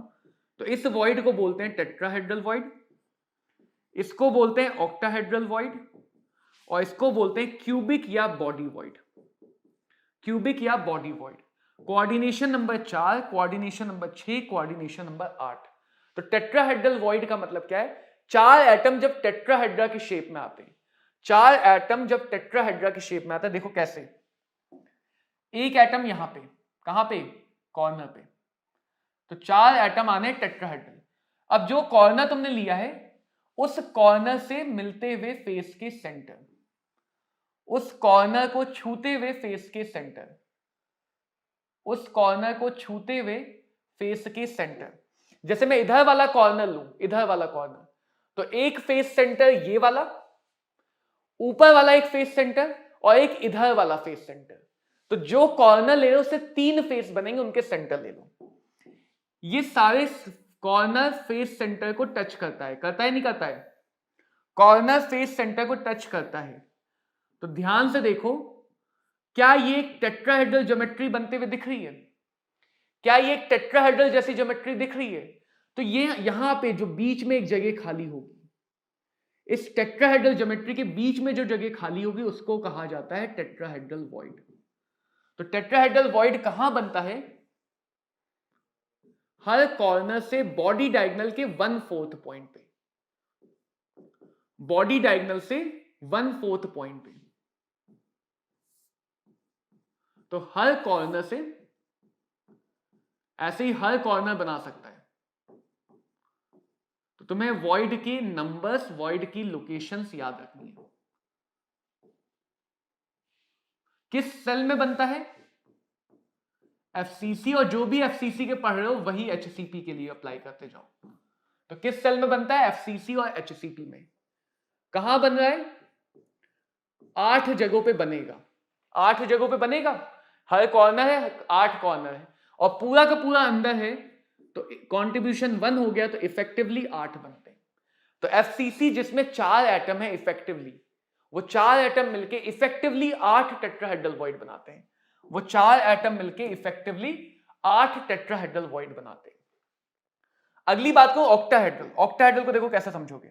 एक तो बहुत सिंपल सा है, एक बहुत सिंपल सा, देखो ये ऑक्टाहेड्रल मतलब ये वाली ज्योमेट्री एक्स वाई जेड वाली, 6 एटम आते हैं 90 डिग्री पे। देखो कैसे आएंगे, ये वाला फेस सेंटर, ये वाला फेस सेंटर मिला दो, एक्स एक्सिस, ये वाला फेस सेंटर, ये वाला फेस सेंटर मिला दो, वाई एक्सिस, ये वाला फेस सेंटर, ये वाला फेस सेंटर मिला दो, जेड एक्सिस। इंटरसेक्ट करेंगे, वो जगह खाली होगी, तो एक बनता है बॉडी के सेंटर पे, एक कहां बनता है? बॉडी के सेंटर पे। दूसरा देखो, एक तो बॉडी के सेंटर पे बन गया, दूसरा देखो ये कॉर्नर, ये कॉर्नर, ये हुआ तुम्हारा एक्स एक्सिस, ठीक है। ये फेस सेंटर, इसके बगल वाले कमरे की छत ले लो, उसका फेस सेंटर, ये हुआ वाई एक्सिस, और ये पीछे वाली दीवार, ये पीछे वाली दीवार और ऊपर वाली रूफ का सेंटर ले लो, ये हो गया तुम्हारा जेड एक्सिस। तो हर एज के सेंटर पे बनता है, हर एज के सेंटर पे बनता है। तो ऑक्टाहेड्रल वॉइड बच्चों 2 जगह बनता हुआ दिखता है, एक बॉडी सेंटर पे और हर एज के सेंटर पे। तो एज सेंटर कितने हैं? 12। एज सेंटर कितने हैं? 12। तो ऑक्टाहेड्रल वॉइड 12 एज सेंटर जिनका कंट्रीब्यूशन 1/4, एक बॉडी सेंटर जिनका कंट्रीब्यूशन 1। तो इफेक्टिवली बनते हैं 4 ऑक्टाहेड्रल वॉइड, इफेक्टिवली बनते हैं 4 ऑक्टाहेड्रल वॉइड। ये भी बनता है एफसीसी और एचसीपी में। देखो अब याद रखने वाली बात क्या है, ये पूरी कहानी तो मैं समझाने के लिए थी, याद क्या रखोगे बात वो समझो। पूरी कहानी तो मैं समझाने के लिए थी, याद क्या रखना है कि अगर एफसीसी और एचसीपी की बात करें, अगर इसमें एक्स एटम है, एक्स एटम मिलके effectively x octahedral and double of x tetrahedral void बनाते हैं। तो ऐसा कहा जाता है कि एफसीसी या एचसीपी का हर एक एटम एक ऑक्टाहेड्रल वॉइड और 2 टेट्राहेड्रल वॉइड बनाने में अपना योगदान देता है। एफसीसी और एचसीपी का हर एक एटम एक ऑक्टाहेड्रल वॉइड और 2 टेट्राहेड्रल वॉइड बनाने में अपना योगदान देता है। जैसे देखो, एफसीसी में 4 एटम होते हैं तो 8 डबल बने टेट्राहेड्रल और 4 उतने ही बने ऑक्टाहेड्रल। हर एक एटम टोटल 3 वॉइड बनाता है, 3 खाली जगह बनाता है। तो एफसीसी की खाली जगह भी समझनी है, भरी हुई जगह भी समझनी है। लास्ट आता है क्यूबिक वॉइड। क्यूबिक वॉइड बनता है पीसीसी में। कोऑर्डिनेशन नंबर 8 होती है जब क्यूबिक बनता है। 8 कॉर्नर टच करें तो बॉडी का सेंटर, तो एक ही बनता है। कहां बनता है? बॉडी सेंटर पे। तो क्यूबिक वॉइड बच्चों हमारा एक ही बनता है और वो बनता है बॉडी के सेंटर पे। कहां बनता है? बॉडी के सेंटर पे। तो ये बात हुई वॉइड के बारे में जो हमें समझनी होती है। जैसे एक क्वेश्चन अब मैं तुम्हें दिखाता हूं। ये क्वेश्चन देखो, एक कंपाउंड कैटायन सी एनायन ए से बन रहा है। देखो नीट का आया हुआ क्वेश्चन है। एनायन बना रहे एचसीपी। एससीपी हमने पढ़ा नहीं है, नीट में भी सिलेबस में एससीपी नहीं है, एनसीईआरटी में कहीं नहीं एससीपी, लेकिन फिर भी क्वेश्चन आया है। कैटायन बना रहे 75% ऑक्टाहेड्रल वॉइड। तो जब भी वॉइड का क्वेश्चन चाहे एचसीपी से आए चाहे एफसीसी से आए, तुम दोनों को सेम कर सकते हो। तो पहला तुम इसको एचसीपी की जगह एफसीसी मान लो और सॉल्व कर लो, आंसर सेम आएगा। या फिर ऐसे समझते हैं, लैटिस कौन बना रहा है? एनायन। तो ए बना रहा है लैटिस, मान लो X atom. X atom X octahedral void बनाते हैं, तो वही बात बस याद रखनी है। एक मानोगे एक, तो बी जो है, जो कैटायन है, वो 75% यानी 75/100 एक्स में है। ऑक्टाहेड्रल वॉइड के 75% में तो है। तो सी एटम कितने हो गए? 3x/4। तो ए के हो गए एक्स एटम, सी के हो गए 3x/4। एक्स से डिवाइड, 4 से मल्टीप्लाई, फॉर्मूला आ गया A4C3। फॉर्मूला आ गया A4C3। ऑप्शन डी बन गया सही आंसर। तो एचसीपी एफसीसी दोनों में वॉइड के लिए तुम एक्स मान के कर सकते हो, वॉइड के लिए एक्स मान के कर सकते हो। ऐसा क्वेश्चन नीट एग्जाम में आया हुआ रीसेंट क्वेश्चन। ये क्वेश्चन होते हैं रेडियस रेशियो से। कैसे? रेडियस रेशियो दी है तो छोटी वाली रेडियस डिवाइडेड बाय बड़ी वाली। कल को एनायन छोटा तो एनायन ऊपर कर दो, इससे मतलब नहीं कैटायन ऊपर है। ऐसा कहीं नहीं लिखा है शास्त्रों में कि कैटायन को ऊपर रखना है। जो भी छोटा है उसको ऊपर, जो बड़ा है उसको नीचे।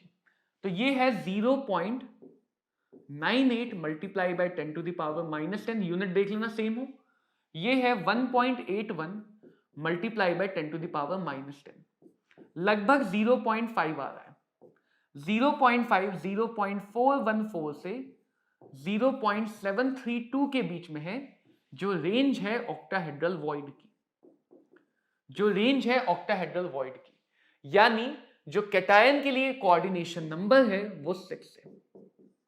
जो कैटायन के लिए कोऑर्डिनेशन नंबर है वो 6 है। तो दोनों की कोऑर्डिनेशन नंबर कितनी होगी? 6। तो वॉइड का टाइप पहचान के भी कोऑर्डिनेशन नंबर निकाल सकते हो। वॉइड का टाइप पहचान के भी कोऑर्डिनेशन नंबर निकाल सकते हो। और एक इंपॉर्टेंट बात कि अगर कोई सॉलिड ए एक्स बी वाई है, स्टोइचियोमेट्री अगर एक्स और वाई की है, तो कोऑर्डिनेशन नंबर रिवर्स रेशियो में होते हैं। तो अगर एक की कोऑर्डिनेशन नंबर पता है तो दूसरे के निकाल सकते हो। ये इंपॉर्टेंट काम है, इसको याद रखना कि कोऑर्डिनेशन नंबर वैलेंसी की तरह होता है और वो स्टोइचियोमेट्री का रिवर्स होता है। तो अगर मान लो ए टू बी है, मैं कह दूं बी की कोऑर्डिनेशन नंबर 6 है, तो तुम्हें पता होना चाहिए कि ए की कोऑर्डिनेशन नंबर, बी की कोऑर्डिनेशन नंबर का रेशियो, ये 2:1 है तो ये 1:2 होगा। तो ए की कोऑर्डिनेशन नंबर आ जाएगी 6/2 यानी कि 3। तो जो भी स्टोइचियोमेट्री है उसका रिवर्स होता है कोऑर्डिनेशन नंबर का रेशियो। स्टोइचियोमेट्री का रिवर्स होता है कोऑर्डिनेशन नंबर का रेशियो। क्लियर बात? चलो, नंबर ऑफ ऑक्टाहेड्रल वॉइड पर एटम। तो किसी भी पैकिंग में एक एटम एक ऑक्टाहेड्रल 2 टेट्राहेड्रल वॉइड बनाता है। एक ऑक्टाहेड्रल और 2 टेट्राहेड्रल वॉइड बनाता है। अब बच्चों बात करते हैं नंबर और defect in a solid. Defect क्या होता है? किसी भी सॉलिड में जो इरेगुलरिटी आती है।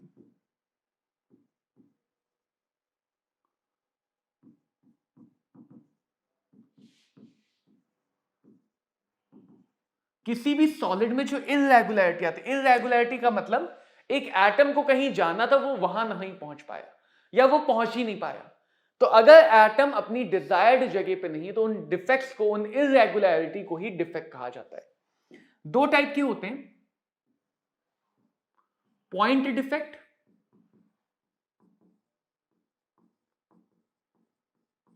और लाइन डिफेक्ट।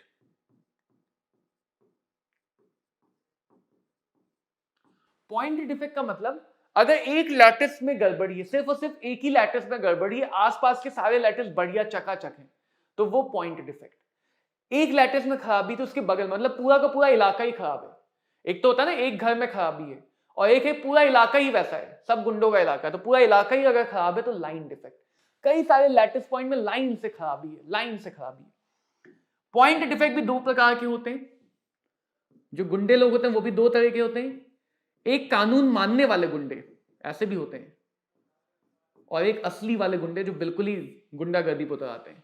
तो ये भी दो प्रकार के होते हैं, स्टोशियोमेट्री और नॉन स्टोशियोमेट्रिक।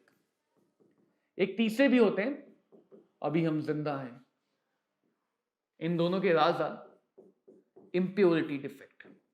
तो हम पॉइंट डिफेक्ट पढ़ते हैं, स्टोशियोमेट्री और नॉन स्टोशियोमेट्री। ये भी दो प्रकार के होते हैं, हर चीज दो प्रकार की है यहां पे। स्टोशियोमेट्री होता है वेकेंसी, जो जब आयोनिक सॉलिड में आता है तो हम बोलते हैं शॉर्ट की। ऐसे याद रखो, कुछ खो जाएगा तो शॉक लगेगा, कुछ खो जाएगा तो शॉक लगेगा। और डिसलोकेशन मतलब एक तो तोड़ के गायब ही कर दिया, मोहल्ले से ट्रांसफार्मर उठा के ही ले गए, और एक जिन्होंने ट्रांसफार्मर को उठा गया लेकिन ज्यादा दूर नहीं ले जा पाए तो कहीं और रख दिया। दूसरा फ्रैंकल। तो डिसलोकेशन जब आयोनिक में आता है तो आयोनिक में ही बस नाम दे दिया है, वरना वेकेंसी होता है जनरली, आयोनिक में यही डिफेक्ट कहलाता है शॉर्ट की। डिसलोकेशन आयोनिक में यही डिफेक्ट कहलाता है फ्रैंकल।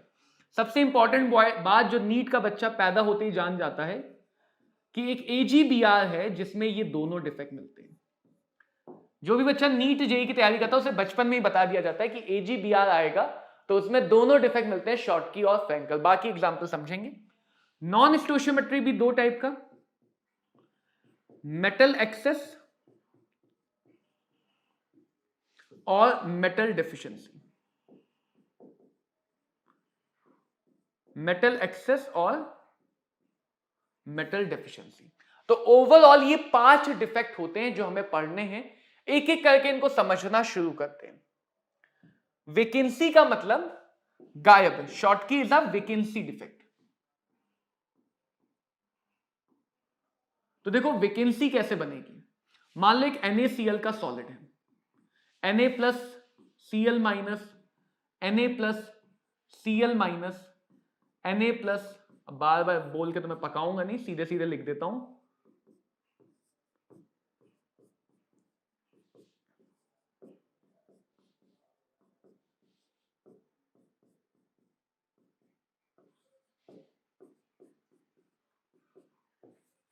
मान लो ऐसा एक NaCl का सॉलिड है, ठीक है।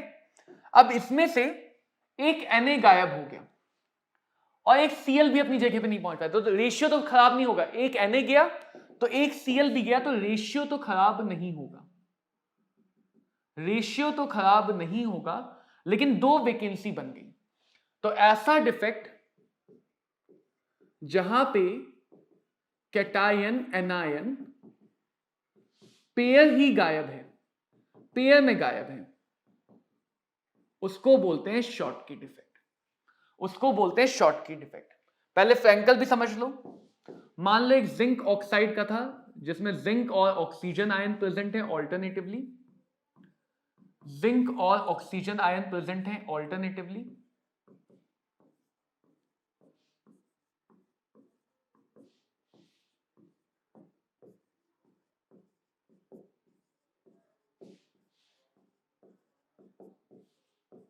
ठीक है, और एक जिंक अपनी जगह पे नहीं पहुंच पाया। तो एक तरह से वैकेंसी तो इसने भी बनाई, लेकिन ऐसा नहीं कि वो था ही नहीं, वो था लैटिस में, लेकिन वो कहीं और था। तो इसको बोलते हैं जब हमारे पास छोटा कैटायन या जो भी छोटा आयन है, यूजुअली हम कैटायन को छोटा मानते हैं, वो डिस्प्लेस हो गया, डिसलोकेट हो गया अपने वॉइड से इंटरस्टिशियल स्पेस में। तो अगर डिसलोकेशन हो जाता है तो इसको हम बोलते हैं फ्रैंकल डिफेक्ट, और गायब ही हो जाता है तो इसको हम बोलते हैं शॉटकी डिफेक्ट। ठीक है, अब यहां से कुछ बातें समझना शुरू करो।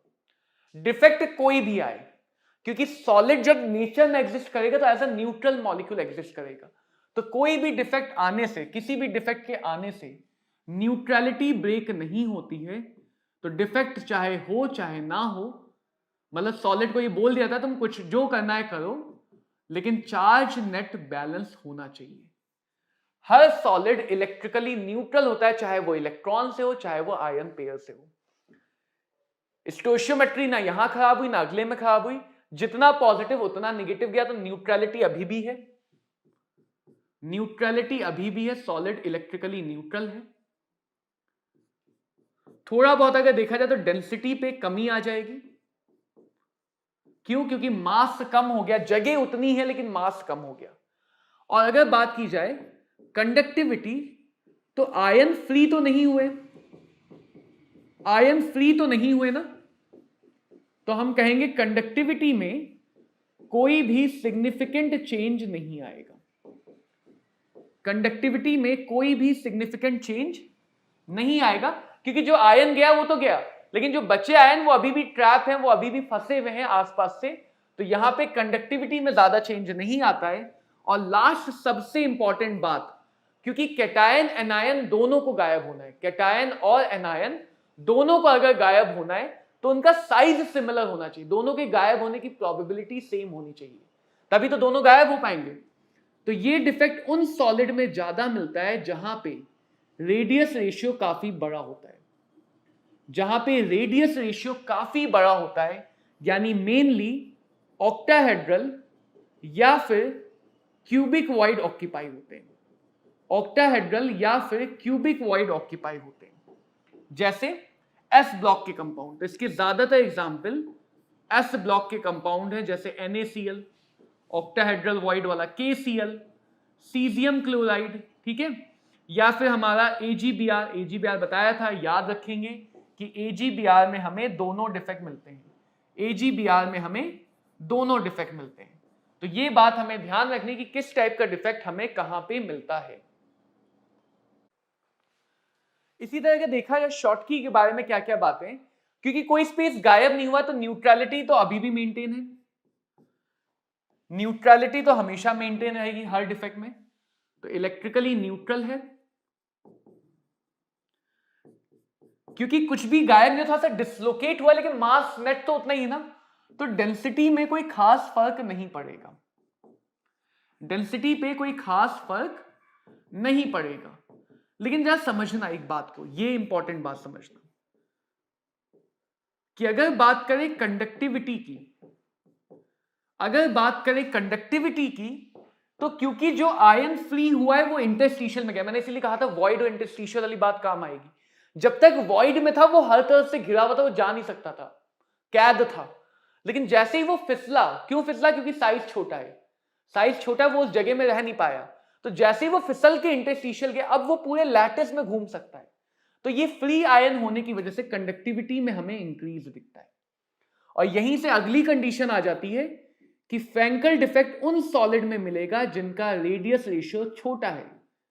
अगर कैटायन बहुत छोटा है जो अपनी जगह में फिट नहीं हो पा रहा है, वो ये डिफेक्ट ज्यादा दिखाएगा। तो ये हमें ज्यादातर डी ब्लॉक के कंपाउंड में देखने को मिलता है, जिसमें AgBr, मैं फिर से बोल रहा हूं, अकेला ऐसा एग्जाम्पल हम याद करते हैं जो दोनों डिफेक्ट दिखाता है। तो ये सारी बातें हमें ध्यान में रखनी है। सबसे इंपॉर्टेंट डिफेक्ट यही 4 होते हैं: Schottky, Frenkel, metal deficiency defect और एफ सेंटर वाला मेटल एक्सेस। इंप्योरिटी की बात करें, एक ही बचा, वो भी याद कर लेना, फिर बचा क्या। इंप्योरिटी की अगर बात करें, जैसे मान लो NaCl है, एक पॉजिटिव एक नेगेटिव, एक पॉजिटिव एक नेगेटिव।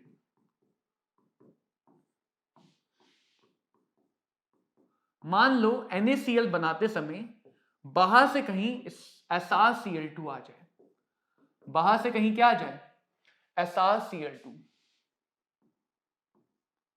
यानी 2 क्लोरीन आए लेकिन वो साथ में, जैसे देखो अभी तक क्या था, एक क्लोरीन एक Na लेके आता, 2 क्लोरीन आए लेकिन वो साथ में 2 Na की जगह, 2 क्लोरीन को 2 Na लाना था, 2 Na की जगह वो एक स्ट्रोंशियम आयन लाए, तो होगा क्या, कोई 2 आयन मिसिंग होंगे, 2 आयन क्या होंगे, मिसिंग होंगे। लेकिन 2 जगह खाली, एक स्ट्रोंशियम बताएगा, 2 में से एक जगह तो आ गया अपना भाई स्ट्रोंशियम, स्ट्रोंशियम भैया आ गए, जगह कितनी बची, एक, इस जगह को बोलते हैं कैटायोनिक वैकेंसी। तो ये तुम्हें हर एक इंप्योरिटी के लिए समझना पड़ेगा, न्यूट्रलिटी अभी भी है, हर एक इंप्योरिटी के लिए अलग अलग समझना पड़ेगा कि कौन सी इंप्योरिटी कितनी वैकेंसी बनाएगा। जैसे मान लो Al+3 आता, चार्ज से सोचो, एक Al+3 3 सोडियम की जगह खाली करेगा, 3 सोडियम की जगह खाली करेगा, एक जगह में खुद बैठ गया, एक जगह में खुद बैठ गया, तो वैकेंसी कितनी बनाएगा, 2 कैटायोनिक वैकेंसी बनाएगा।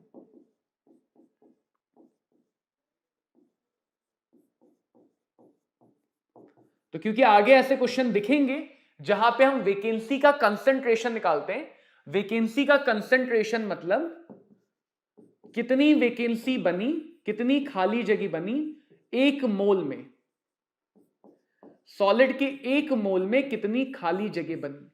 तो जब तक हमें यह नहीं पता होगा कि एक आयन कितनी खाली जगह बना रहा है, हम वैकेंसी निकाल नहीं पाएंगे।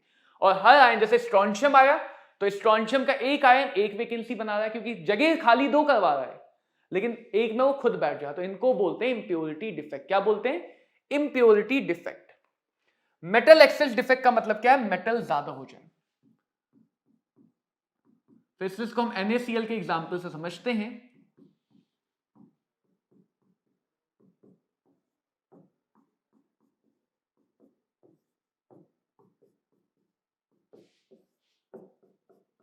ये नॉन स्टोइचियोमेट्रिक डिफेक्ट है क्योंकि रेशियो खराब होगा। मान लो मेटल ज्यादा, मेटल ज्यादा काहे से, नॉन मेटल गायब है, नॉन मेटल्स गायब है, लेकिन न्यूट्रलिटी चाहिए नहीं चाहिए। अगर अकेला Cl चला गया, Cl माइनस और माइनस चार्ज भी चला गया, तो इसकी कमी को पूरा कौन करेगा, इसके नेगेटिव चार्ज की कमी को, इलेक्ट्रॉन। तो जब भी मेटल ज्यादा है यानी मेटल का पॉजिटिव चार्ज ज्यादा है, तो उसको बैलेंस करने के लिए हमेशा इलेक्ट्रॉन आएगा। इन इलेक्ट्रॉन को कहा जाता है एफ सेंटर। इन इलेक्ट्रॉन को कहा जाता है एफ सेंटर, जो सॉलिड को पैरामैग्नेटिक बना देगा, अनपेयर्ड इलेक्ट्रॉन। इलेक्ट्रॉन है तो चल सकता है, घूम फिर सकता है, इधर उधर जा सकता है, तो कंडक्टिविटी बढ़ा देगा। और इंपॉर्टेंट बात, ये एफ सेंटर सॉलिड में कलर इंपार्ट करता है। ये एफ सेंटर सॉलिड में कलर देता है, जो कलर हमें याद रखना है कि LiCl गहरा लाल गुलाबी, NaCl और जिंक ऑक्साइड जिनको एक्चुअल में कलरलेस होना था, ये इसी एफ सेंटर की वजह से येलो कलर के हो जाते हैं। KCl lilac. इसीलिए बच्चों मैंने शुरुआत में कहा था कि डिफेक्ट वाला section electrical property, magnetic property वाला सेक्शन है, जो एनसीईआरटी से पढ़ना जरूरी हो जाता है, खास तौर से एग्जाम्पल देना। इलेक्ट्रिकल जो सेमीकंडक्टर वाला सेक्शन है, उसमें कुछ एग्जाम्पल है इंपॉर्टेंट, वो याद रखना जरूरी है। तो कहां कहां पे एनसीईआरटी से एग्जाम्पल हमें याद रखने हैं, वो मैं साथ के साथ बताते चल रहा हूं। मेटल डेफिशिएंसी डिफेक्ट का मतलब, देखो पहली बात, ये उन्हीं मेटल में मिलता है जो हमें वेरिएबल ऑक्सीडेशन नंबर दिखा सकते हैं। वेरिएबल ऑक्सीडेशन नंबर दिखाने वालों में ही मिलता है, तो मेनली ये ट्रांजिशन मेटल में ही मिल पाता है। मेटल डेफिशिएंसी मतलब मेटल की कमी। मेटल डेफिशिएंसी मतलब मेटल की कमी। तो सपोज फेरस ऑक्साइड का क्रिस्टल है, किसका? फेरस ऑक्साइड का, ठीक है।